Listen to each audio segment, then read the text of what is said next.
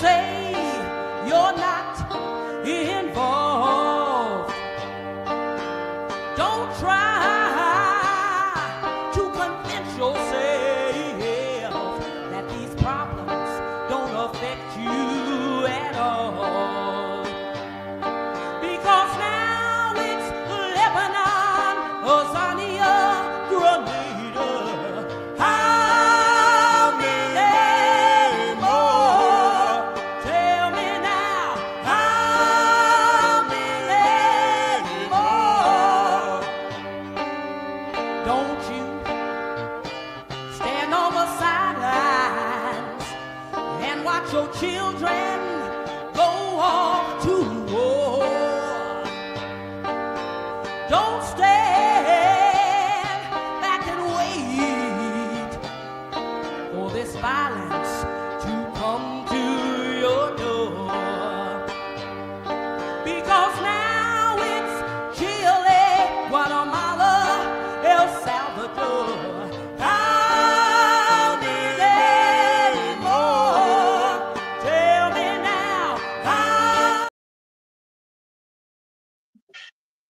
Peace and love. Welcome to U.S. Political Prisoners and You, brought to you on many different platforms, but one particular and what's probably most important is Black Power Media, because that is a channel that is dedicated to giving us information that is beneficial to us in the quest for our self-determination.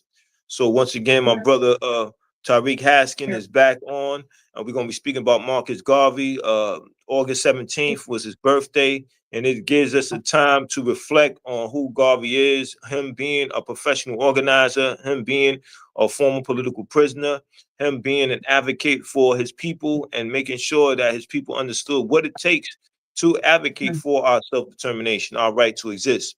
So for those who don't know, Marcus Garvey was born on August 17th, 1887 in St. Ann's Bay, Jamaica. He was the youngest child in a moderately prosperous Afro-Jamaican family. His father was a stonesmason and his mother was a domestic servant. Garvey was educated in Jamaica until the age of 17, after which he became an apprentice in the printing trade.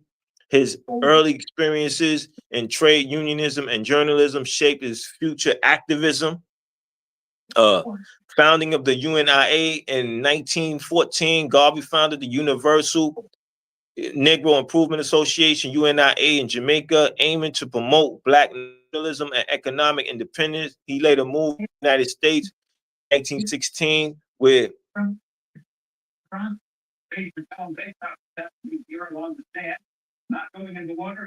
Sorry, I got stuck for a little bit. In 1916, where he established a UNIA branch in Harlem, New York City. Garvey's vision included the establishment of a Black governed nation in Africa and the promotion of a Back to Africa movement, encouraging people of African descent to return to their ancestral homeland. So that's just to give us a layout of Marcus Garvey for those who are not aware of his extraordinary body of work. Garvey also had a newspaper. He did a number of things for his people. He didn't wait for others to step up and do the work. He decided that he was going to do it himself. He organized people around him. He raised their consciousness. He gave them opportunity to invest in the Black Star Line. Another thing about Garvey was inspired by Booker T. Washington. And I think that that's very important, because you start to understand that somebody understands that they have to connect with somebody who's been doing the work and get whatever they can from them and just advance in their thinking and decide what level of contribution they're going to make to our people. So, Brother Tariq, there are a number of questions that I had to ask you. So the first one I wanted to start off as we engage in this important conversation is, how should our people view Marcus Garvey in 2025? Okay. First, let me just say that I am Tariq. I am a Black Panther. I am a former member of the Black Liberation Army. I spent 17 years in various American death camp prisons as a prisoner of war. So I also want to say I love you because you are intelligent, and you being intelligent is why you are viewing this program. Also, I want to say I love you because you are courageous you are viewing this program in spite of knowing that our enemies are very upset with all of us for viewing this program and learning what we must know in order to survive this oppressive society. Now, Mr. Garvey, I regard Mr. Garvey as the principal savior of the race. And I regard him as a savior of the race. And I think in 2025, still, Mr. Garvey should be regarded as the savior of the race. Mr. Garvey came into the life of Black people at a time when white supremacists were especially trying to keep Black people down. And Mr. Garvey told the race, and it is irrelevant today what he said. He said, "Up, you mighty race, you can accomplish what you will." And Mr. Garvey also said that we have to free our mind. He said that we have to free our minds because he said, "Emancipate yourself from mental slavery. None but ourselves can free our minds." And that is what must be done. That is the first thing that must be done. That is the first thing that Mr. Garvey done to himself. He freed his mind, and then he studied our situation, and he was able to enter the fight to save the race. And so that is the path that we, all the people, must follow in 2025. We must study what has happened in the life of Black people, and we must study to transform ourselves back into being African people. And once we have done that, and then we can involve ourselves in the struggle as Mr. Garvey has done. So I think in 2025, Mr. Garvey, like in 1914, 1916, Mr. Garvey should be regarded as the savior of the race. Absolutely. Garvey did the work. He put himself on the front line, and it was met with persecution from the state. And I think that, you know, when you deal with persecution from the state, you're going to deal with either being a martyr or a political prisoner. So one of the things that's not often talked about enough, and I think that that needs to be talked about more often, is Garvey being a political prisoner, because we start to understand that when our freedom fighters fight for our self-determination, our right to control our own destiny, you know, the state is going to respond. And that was the situation with Marcus Garvey. So why do you think it's important that people recognize Marcus Garvey as a political prisoner or a former political prisoner? Well, Mr. Garvey, what he was trying to do, first of all, the first step, we always have to be mindful. The first step is Mr. Garvey retrained himself. He made himself from being a Negro back into being an African person. And this is what our political prisoners have done. And our political prisoners work to improve our neighborhood, our areas where we live at. And this is what Mr. Garvey has done. Mr. Garvey was behind the creation of the Universal Negro Improvement Association. He was behind the creation of the Negro World newspaper. He was behind the creation of the Negroes Factories Corporation, and Mr. Garvey was behind the creation of the Black Star Line. And this is what revolutionaries have done. Revolutionaries have created the Black Panther Party.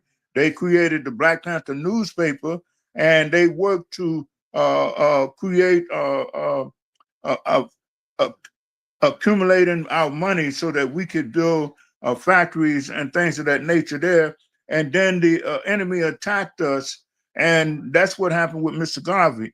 Mr. Garvey was the first person to involve himself in creating a Black newspaper to help liberate us, and the state saw this as a threat to undoing the slave mentality of Black people, and the authorities want Black people to be fed a select diet of information, and we got to keep that in mind. One of the offenses, the great offenses of a revolutionary, is that we feed people information other than the information that the authorities want people to know. The authorities feed the people a select diet of information, And Mr. Garvey was feeding people information that was helpful to them, that was outside of the realm of what the oppressors wanted Black people to know. And that is why he was in prison. And that is why Mr. Garvey should be regarded as the first political prisoner, you know, the first and one of the most important political prisoners.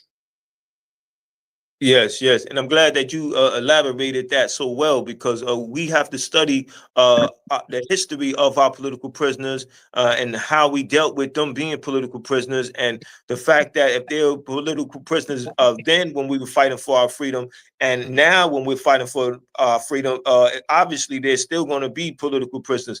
And I think that when we start understanding this reality, then we understand the importance of not forgetting them, not letting them die in prison, and organizing around them. Garvey, being a professional organizer, he had a number of things that he manifested to let the population know that what was being done, why it needed to be done, and the fact that you had to be involved in that. You know, he had the Negro World, he had the UNIA, and there was different sections that were involved in different aspects of what is needed for a nation to develop and move forward. My next question is, what should parents teach their children about Marcus Garvey? I know, me being a parent, you know, it was always important that my son seen people who look like him fighting for him and his future. And I think that, you know, as a parent, that it's important that we let our children know that there are people just like me and you who are deeply concerned about the conditions of our people, and those people need to be recognized, they need to be studied, they need to be admired, and you need to model your life after them. Because one of the things that Garvey did is he stood up for his people regardless of the backlash and the ridicule. He knew that his people were not their worst enemies, that in fact that they were their own liberators, and he was on the front line to advocate for that. So Brother Tariq, what's your Yes, position on that? yes, that's correct. Parents should teach their children that Marcus Messiah Garvey he was like the first person to advocate that we study our own history and that we know ourselves. And I think parents want to point that out to children, that all of these things about wearing African clothes, wearing African hairstyles, all of these things will begin principally by Mr. Marcus Garvey. And Mr. Garvey pointed out to us a people without knowledge of their past history, origin, and culture is like a tree without roots. So Mr. Garvey, by him encouraging us to study our African history, and by him encouraging us to study our African customs and our African culture, he put us on the road to surviving in America and surviving the white supremacist society. So our parents should point that out to children, and children at a very young age should know Marcus Garvey so that they can begin their travel along the road of studying Mr. Garvey and studying our situation, and they can have the appropriate appreciation for themselves, for African people, and have the appropriate appreciation for what is going on in society. So parents should point that out, that Mr. Garvey was like one of the first ones and one of the loudest persons that put us on the track to returning to how we were. So we want to know that, and parents want to teach that to their children. Excellent, So brother. yes. Appreciate the breakdown. You know, Garvey was an excellent speaker. He was, you know, fiery speaker, and he wanted his people to know the power of the word, and he was always struggling to raise their consciousness. And that being said, he had a number of quotes that I want to go through, and I want you to elaborate on the importance and the power of these quotes in 2025. So it says, "The ends you serve that are selfish will take you no further than yourself, but the ends you serve that are for all in common will take you into eternity." So when you hear that, what do you think about that, and how that can be applicable in 2025? Because when you pursue your selfish aims and goals, no one is going to really pay attention to you, and people will not be able to appreciate you just pursuing your personal aims and goals. But once you involve yourself in the struggle to help the entire race, the race will take note of that. And I think Mr. Garvey is a good example of pursuing the interests of the race. And 12 million people responded to Mr. Garvey pursuing the interests of the race. And Mr. Garvey was able to create the largest organization that has ever existed. His organization consisted of 12 million people. And that was without the computer, without internet. And the thing that enabled him to do that was to create in people positive self-esteem. He told our people to say to themselves, I am intelligent, I am courageous, I make good decisions, and I am a human being, the most valuable entity in the world. And so our people responded to that by having an appreciation for Mr. Garvey. Millions of people appreciated Mr. Garvey for doing that because it was indicative of him pursuing the best interests of the race and not pursuing personal pursuits, not working in the interest of self-aggrandizement. And so people responded by joining Mr. Garvey and agreeing that Mr. Garvey's approach in life was the best approach. Thank you, brother. When I hear this quote about the political prisoners and the martyrs, those who make immense sacrifices for the greater good, and that's exactly what Garvey was reminding us, that, you know, you had to serve the people, you had to address this from a extreme selfless position, and that in doing so, you're going to serve people longer than you expected, right? Because Garvey's been gone physically, right? But yet and still, he's in our archives. He is one of our heroes that we refer to when we talk about organizing people, when we talk about seeing ourselves as part of a group, having a national interest. He gave us the red, black, and green flag. He gave us a number of things to add on to. And I think that that's the responsibility of one generation to the next, to not let you inherit our problems, but make the load a whole lot lighter. And I think that although we have more work to do, Garvey aided us in terms of how it looks to organize people, and he made the burden or the load lighter just by what he did during the time that he did what he did. And this makes me think more so about our political prisoners because of them making the sacrifices, them may or may not be receiving any attention at all. And how are they feeling? Are they feeling that their work was in vain, that their work didn't have any merit, any purpose? I think that, you know, when we talk about them, when we struggle to organize to bring them home, then we're letting them know that their value.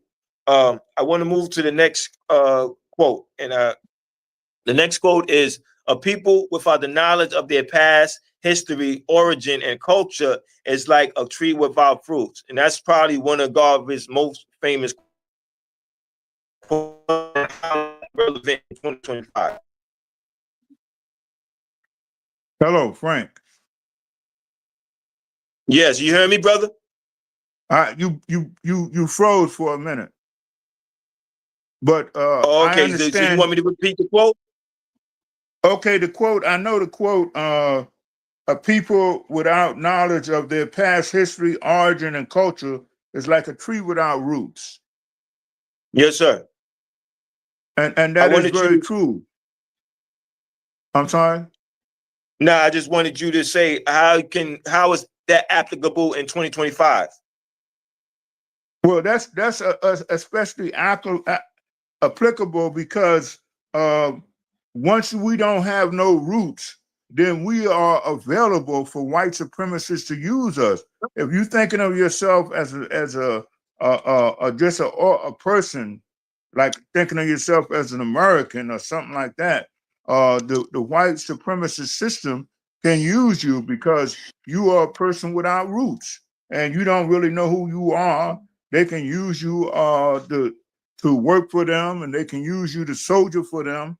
because you are a person without roots, and you are pursuing personal matters, and that pursuit of personal matters is a indication that you are a rootless person. And so it is necessary for the survival of the race that everyone establish their roots, the correct roots.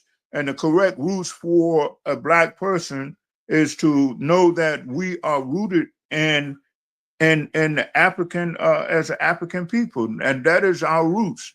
So we want to know that, and know that that is the way for the race to survive, is to know that our roots, our origin is African origin, and our culture is an African culture, and that will enable us to be rooted, and we can live and live in this white supremacist world. So the roots of the origin, as Mr. Garvey said, is a very important quote that we should know that quote.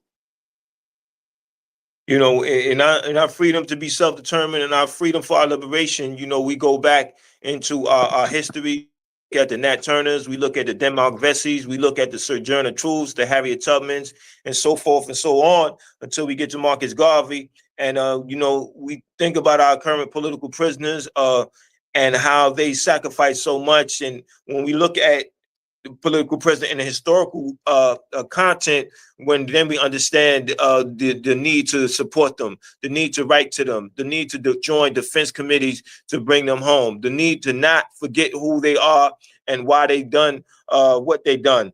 I think it's very important, because that allows us to be inspired, to us to have a moral obligation to bringing them home, to be fueled by honor, right? It's honor that we uphold when we talk about freedom fighters, when we talk about political prisoners, captured freedoms.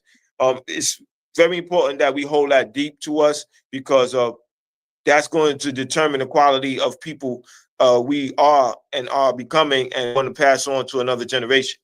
Garvey said, "Up, up, you mighty people, you can accomplish what you will." I think that gives us fuel and energy when we're feeling down, when we feel like we don't have much more to give, and we feel discouraged, right? Maybe because results that we want to see are not happening at the time that we want to see them happen.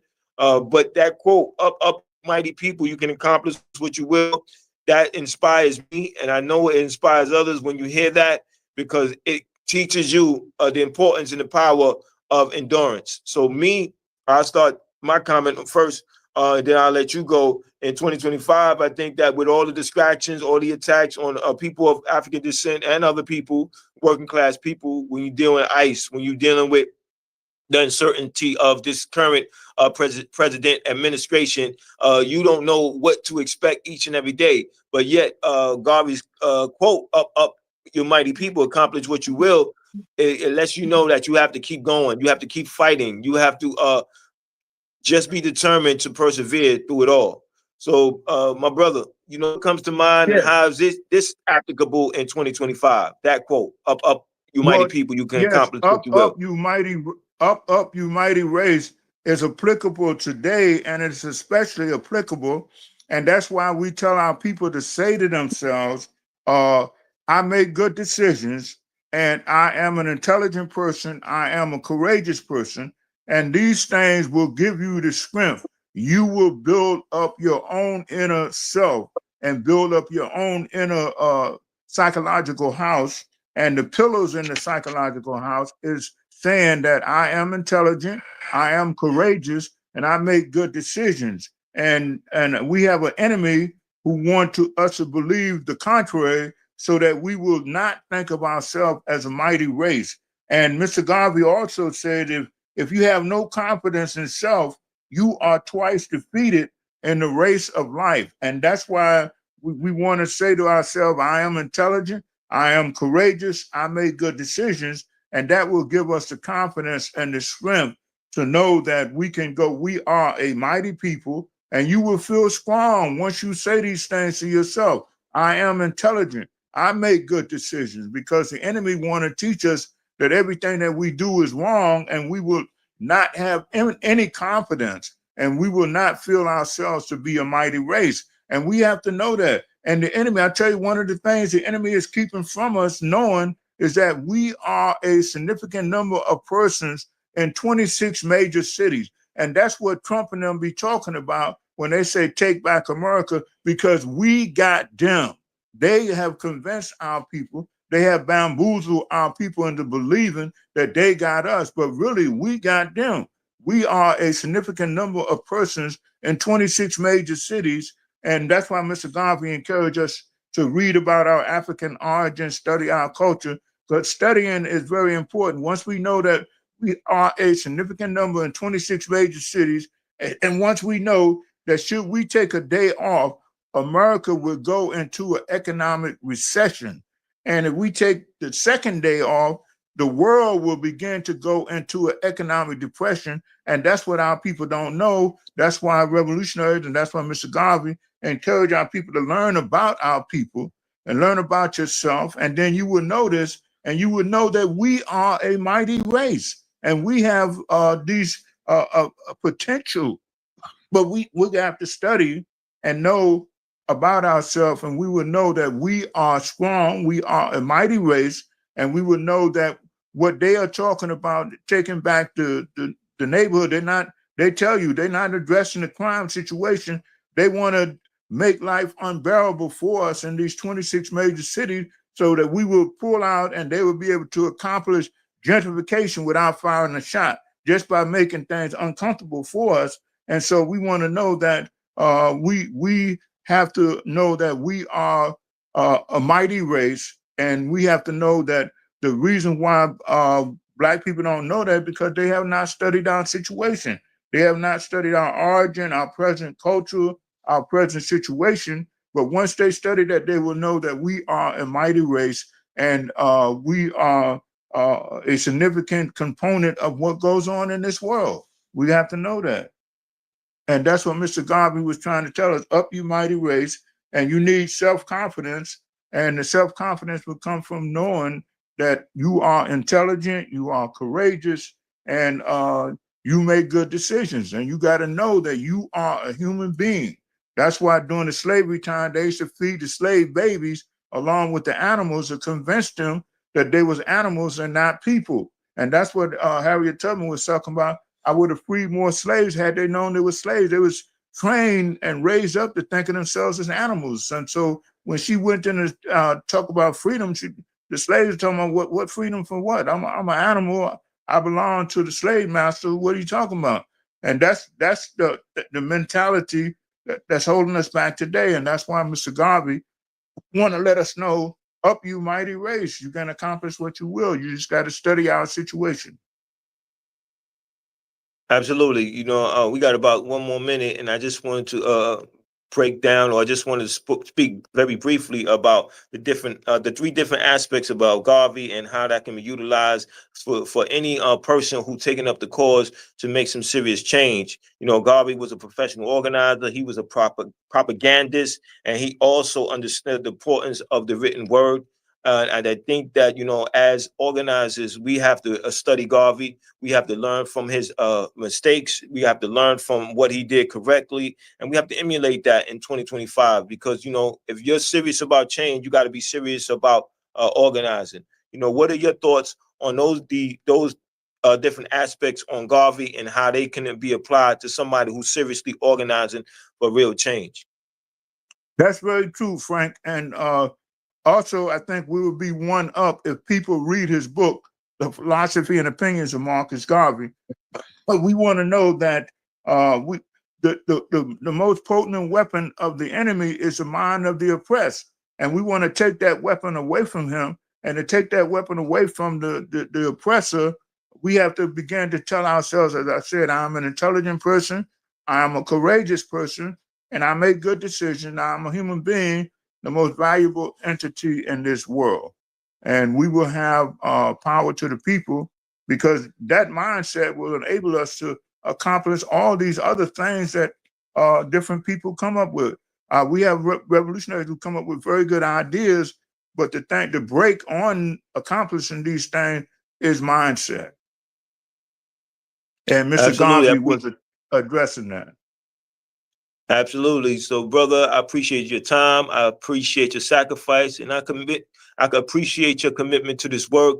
You know, you are a former political prisoner. You know what it is to sacrifice, and you know, in an effort to show you that we have not forgot your sacrifices. This is why we're committed to this podcast, this platform. You know, you as political prisoners and you. So, brother, you know the call. What's the call? Free them all. Free all political prisoners. Free all Don't let prisoners political of prisoners. war. Absolutely. Don't let political prisoners die in prison. Peace and love, y'all.